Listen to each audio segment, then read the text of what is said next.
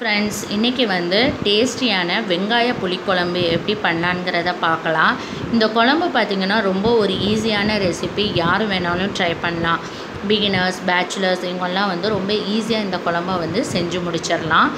அதே மாதிரி இந்த குழம்பு நீங்கள் வச்சிங்க அப்படின்னா கூட்டு பொரியல் இதெல்லாம் எதுவுமே தேவையில்லைங்க. ஒரே ஒரு அப்பளம் மட்டும் வச்சு நீங்கள் சாப்பிட்டு பாருங்கள்.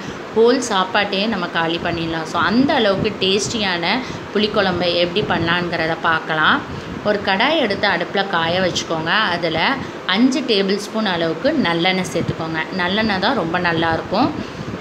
எண்ணெய் நல்லா காஞ்சதுக்கப்புறம் 1 டேபிள் ஸ்பூன் அளவுக்கு வெந்தயம் சேர்த்துக்கோங்க. வெந்தயம் சேர்த்து ரொம்ப மீடியம் லெவல் ஹீட்டில் வச்சு லைட்டாக பொரிய விட்டுருங்க. இப்போது 200 கிராம் சின்ன வெங்காயத்தை ஆட் பண்ணிக்கோங்க. 2 வெட்டி சேர்த்துக்கோங்க.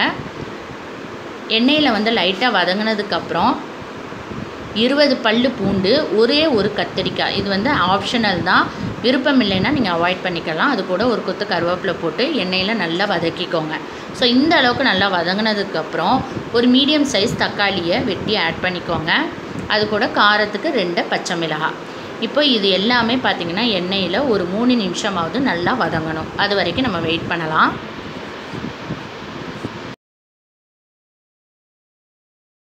மசாலாவில் என்னென்னங்கிறத பார்த்துடலாம். 2 டேபிள் ஸ்பூன் மிளகாய்த்தூள், 1 டீஸ்பூன் சாம்பார் பொடி, 2 டேபிள் ஸ்பூன் குழம்பு மிளகாய்த்தூள்.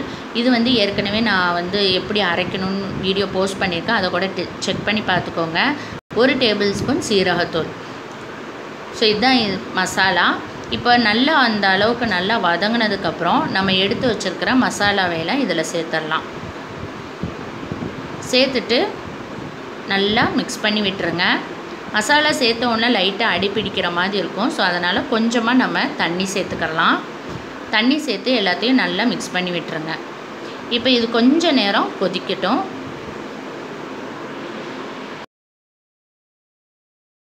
அளவுக்கு நல்லா கொதி வந்ததுக்கப்புறம் ஒரு லெமன் சைஸ் புளியை நல்லா கரைச்சி இது கூட சேர்த்துக்கோங்க. கொஞ்சமாக தண்ணி சேர்த்து நல்லா கொதிக்க விட்டுருங்க. நல்லா கொதித்ததுக்கப்புறம் நம்ம தேங்காய் பால் இதெல்லாம் நம்ம சேர்த்துடலாம்.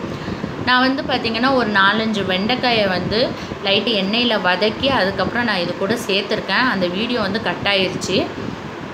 வெண்டைக்காய் ஆப்ஷனல் தான். உங்களுக்கு பிடிச்சிருந்தா சேருங்க, அப்படி இல்லைன்னா வேண்டாம்.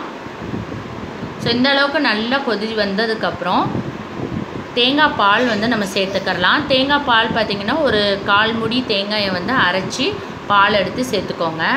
சேர்த்துட்டு நல்லா மிக்ஸ் பண்ணி விட்டுருங்க. இப்போ இது கூட டேஸ்ட்டுக்கு ஏற்ற மாதிரி உப்பு சேர்த்துக்கோங்க. இதில் இன்னொரு ஒரு பொருள் நம்ம சேர்க்க போகிறோம். அதுதான் டேஸ்ட்டை என்ஹான்ஸ் பண்ணி கொடுக்கும். ஒரு சின்ன சைஸ் அளவுக்கு நீங்கள் வெல்லம் சேர்த்துக்கோங்க. வெல்லம் சேர்த்திங்கன்னா இன்னும் டேஸ்ட்டாக இருக்கும். சேர்த்துட்டு இன்னும் கொஞ்சம் நேரம் லைட்டாக கொதி வந்ததுக்கப்புறம் நம்ம கேஸ் ஆஃப் பண்ணிவிட்டு சர்வ் பண்ண ஆரம்பிச்சிடலாம். ஸோ கண்டிப்பாக ட்ரை பண்ணி பாருங்கள். ரொம்ப ஒரு ஈஸியான ரெசிபி. ரொம்ப ஒரு சூப்பராகவும் இருக்கும்.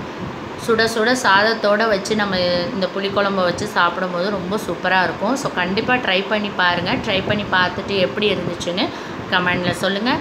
இந்த வீடியோ பிடிச்சிருந்துச்சுன்னா லைக் பண்ணுங்கள், ஷேர் பண்ணுங்கள், மறக்காமல் சப்ஸ்கிரைப் பண்ணுங்கள். தேங்க்யூ.